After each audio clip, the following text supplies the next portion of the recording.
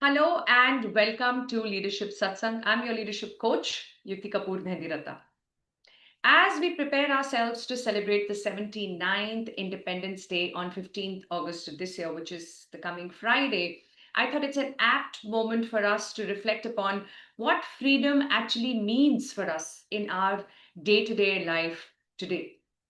Back in 1947, freedom was about liberating ourselves from the colonial rule. But today, decades later, the battle is more inward. It's about freeing ourselves from our own self created limitations, our limiting beliefs, our self doubts, our small thinking, our inhibitions. Can we truly free ourselves from that? Is what freedom would really mean to us, is when freedom would make sense to us. Rabindranath Tagore dreamt of India where the head is held high.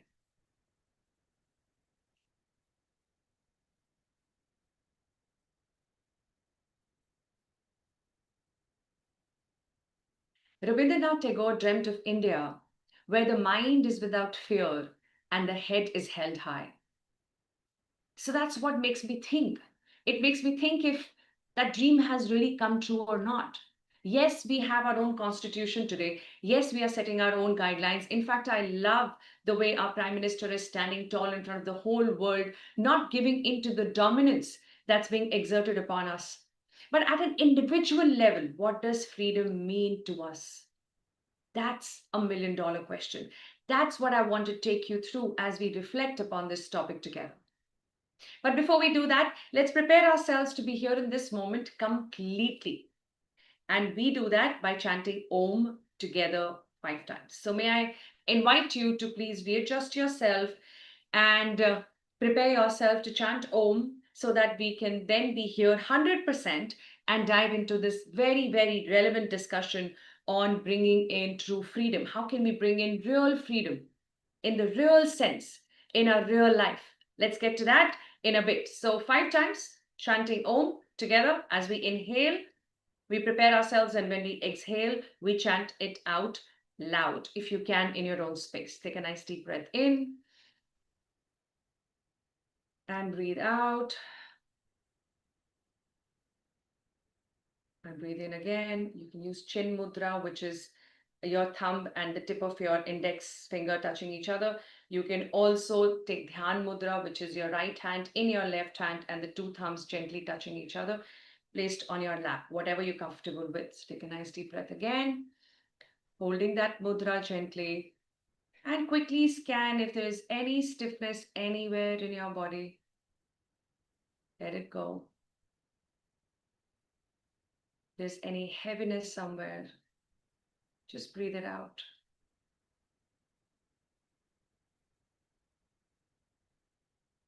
Take a nice, beautiful breath in and out.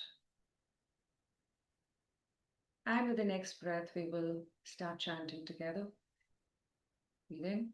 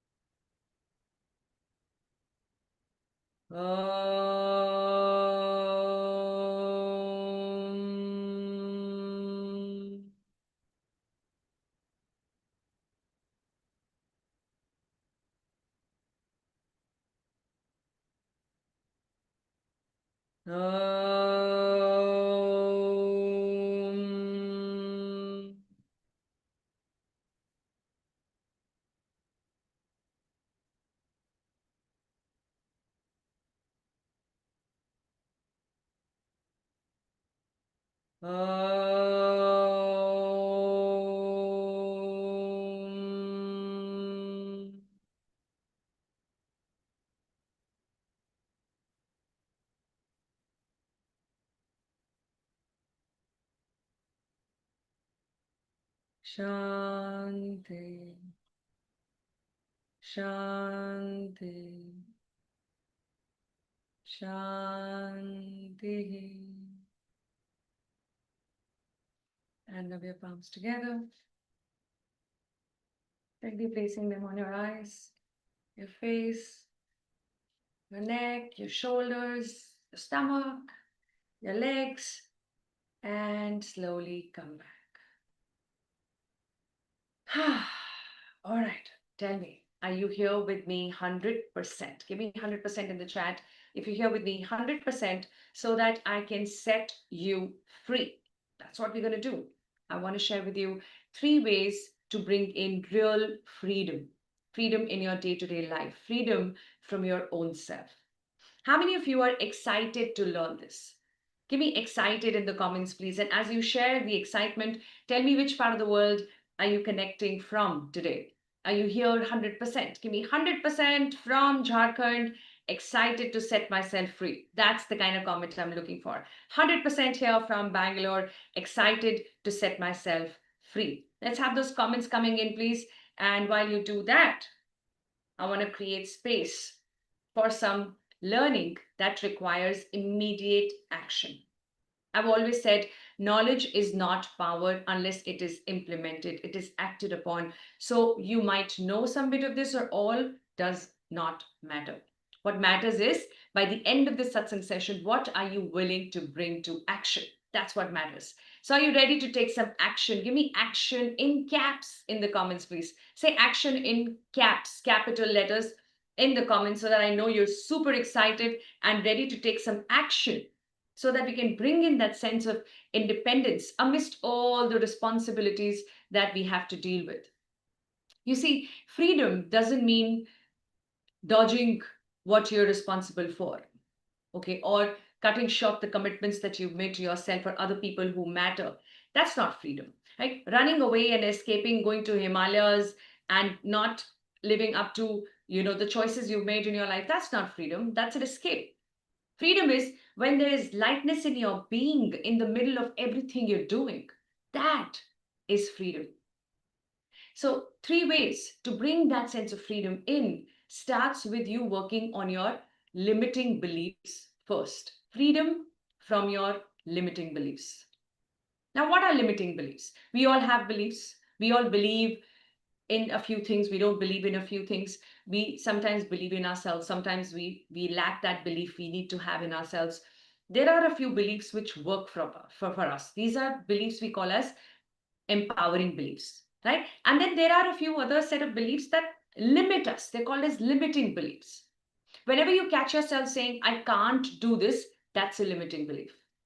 Or you say, I'm not good enough, that's a limiting belief. Or this is all I can do, that's a limiting belief. Are you aware of the limiting beliefs that are holding you back in your life? The first thing is awareness, right? Right.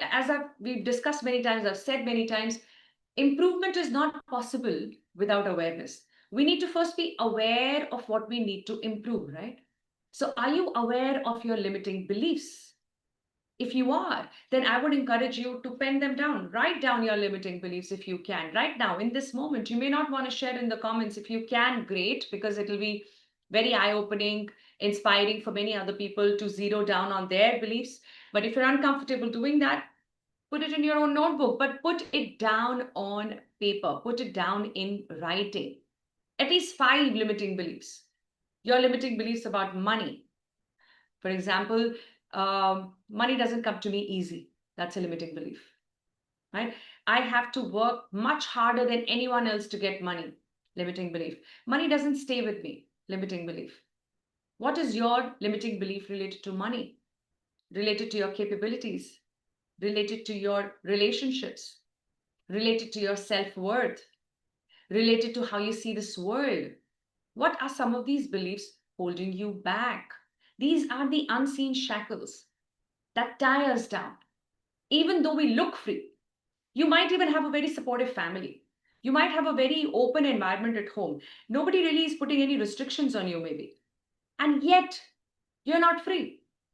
And you think that's because I've signed up for this relationship. and that job, and that's what's holding me back. It's not that. It's here.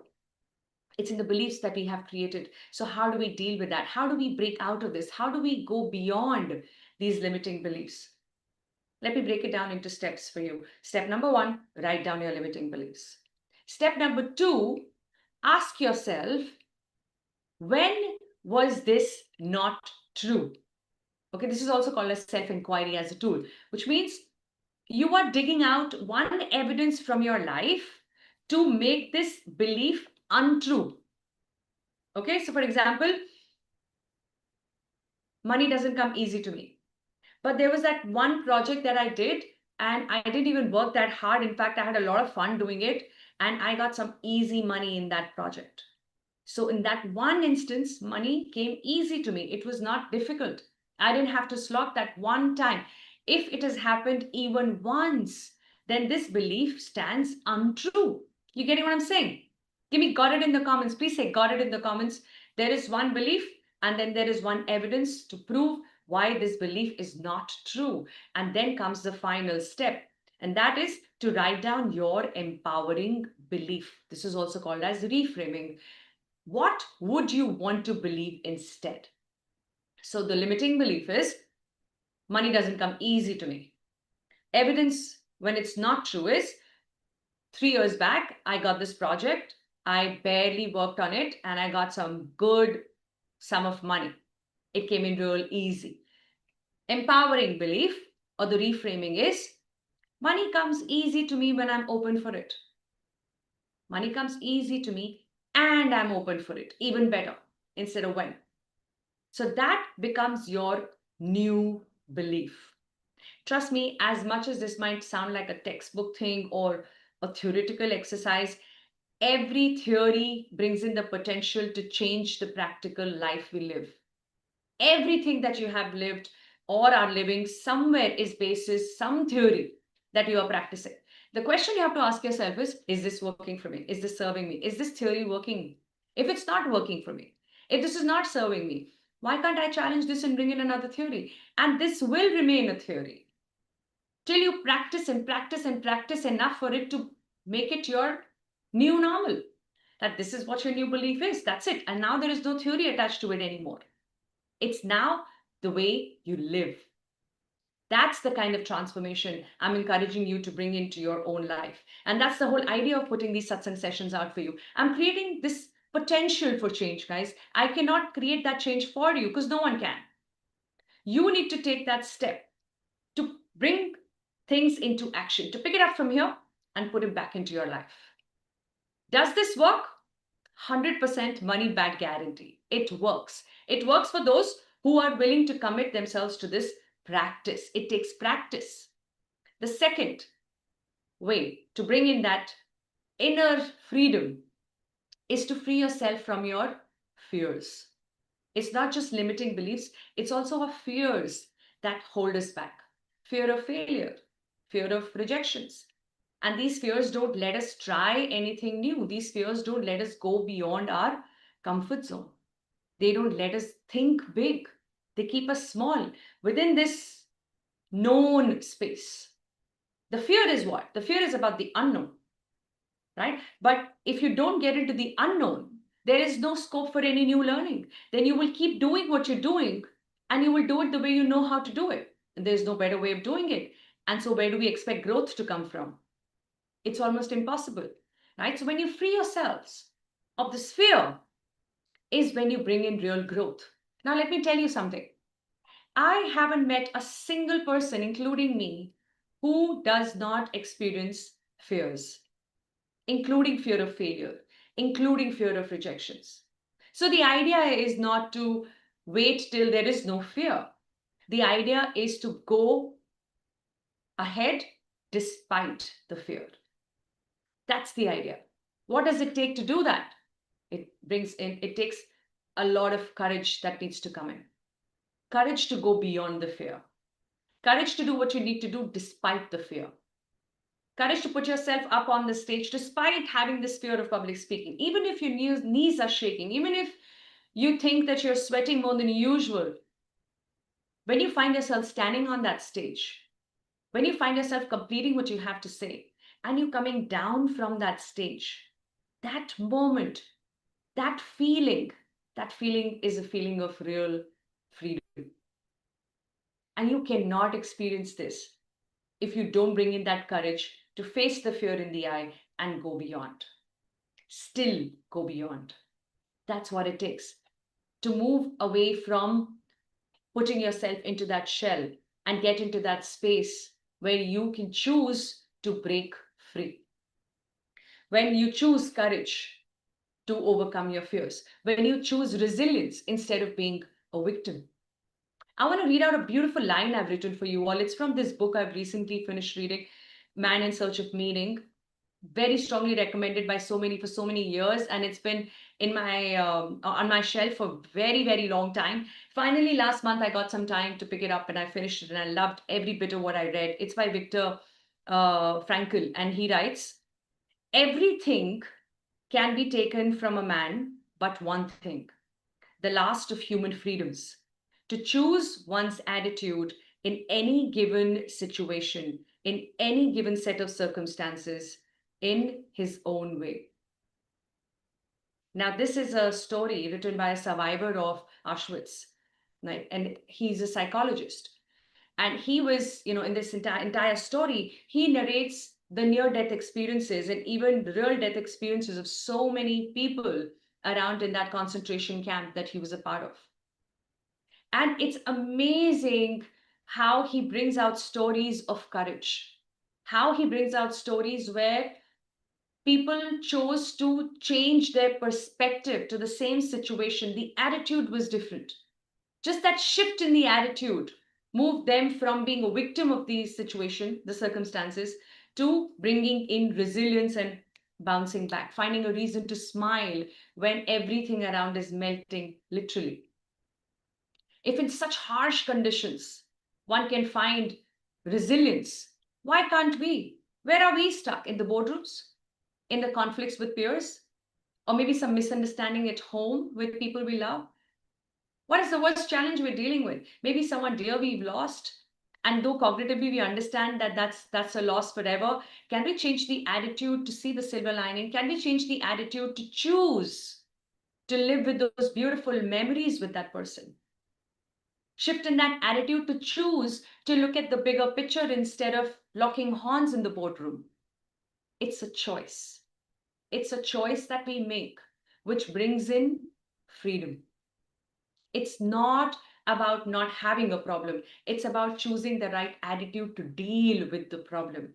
That's where freedom comes in.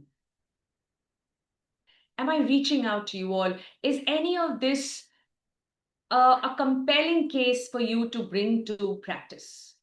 Give me yes in the chat if you think you're willing to practice what I'm sharing with you. Are you willing to go beyond your limiting beliefs, beyond your fears? Give me a big yes. Yes, I want to. And that's what brings us to the third important way to bring in that freedom is the freedom from sense of obligations. I will not say obligations, but from a sense of obligations. Let me put it this way. You love somebody, you finally get to be with that person, you marry that person maybe, and soon any conversation with that person becomes a transaction. Any activity done with that person is nothing but a chore. And so that person starts looking like an expense. The conversations start feeling dry. The responsibility starts feeling like obligations. And that's when we need to remind ourselves whether we made these choices or not. And if we made these choices, then we are responsible for those choices we've made. It's not something that I have to do. It is something that I want to do. I want to earn for my loved ones. I want to sit and attend this meeting. I want to do justice to the work that I do because I want to contribute to the vision of the company I serve. Right? I want to bring my best on the table. The moment you change this little shift in language, it changes your mindset from have to want to. Knowing that everything that we're doing in our life or have done so far has been a choice. And you might want to argue and, scream out from the other side of the screen to say, no, Yukti, actually, this happened in my life and that was not my choice. Well, somewhere things that led to that point were the set of choices you made. You just need to sit with an open heart and an honest mind and reflect upon every single situation that comes to your mind, where on the face of it, it looks like it wasn't your choice. And I can tell you and bet my life on the fact that you will find clarity, reasons to believe that all of this was your choice. And if it is your choice, then you take the responsibility to live by the choices you're making. It's a choice to bring in freedom in what we do. It's a choice that gives us more energy, more enthusiasm to do more, to live more, to give more, bringing in a sense of congruence in the work that you do and the values that you hold. That's where freedom lies. When you don't have to create a facade, when you allow yourself to be the real you, is where the real freedom lies. And for that, you've got to know who the real you is. What are your values? Do you want to write that down? Do you want to take that as your homework? Give me homework in the chat. This is my occupational hazard, right? As a coach, I land up giving a lot of homework to my clients because ultimately the real work happens in those moments of reflection. So, do you want to reflect upon what are some of your values? And then the next question I want you to ask yourself is, how well is it getting aligned to what work you do? How well is your work or your commitments aligned to your values? Because if there is a major disconnect there, that's where you will find inner freedom gap. That's the gap where your values say something else but you do something else. For example, if your value is creativity but you have no scope to be creative in your daily day-to-day job or your routine, you will feel zapped, you will feel exhausted. And that's when you've got to create that little window for creativity. Can you pick your brush and paint over a weekend? Can you write for maybe 1 hour before you go to bed? Can you create those opportunities to let the creative juices flow so that you can truly live by your values as much as you also take care of the worldly duties that you're responsible for? It's that balance that feeds into each other. One feeds into the other. And that's when there is this sense of wholeness, this holistic understanding of life, this holistic joy of life, this holistic inner freedom. Well, I could go on, and I think we really have today. It's gone beyond the time we usually spend, but I think we need to free ourselves of the timing once in a while and let the thoughts flow, because I really want you to think about your inner freedom this time, this 15th of August, when you hoist the flag and you salute to it and you see the tricolor flying high up in the sky. Don't just see it as a national freedom day. See it as a day when you choose to free yourself from you, your own limiting beliefs, your own fears, your own lack of authenticity. When you allow that to come in, when you allow yourself to go beyond, is when you feel the real sense of freedom. So I wish you all a very happy Independence Day. And I hope this turns out to be a day of freedom in the real sense of the word for each one of you. That's all for today. I will see you next week with another important insight in the space of leadership and spirituality. Till then, please take very good care of yourself.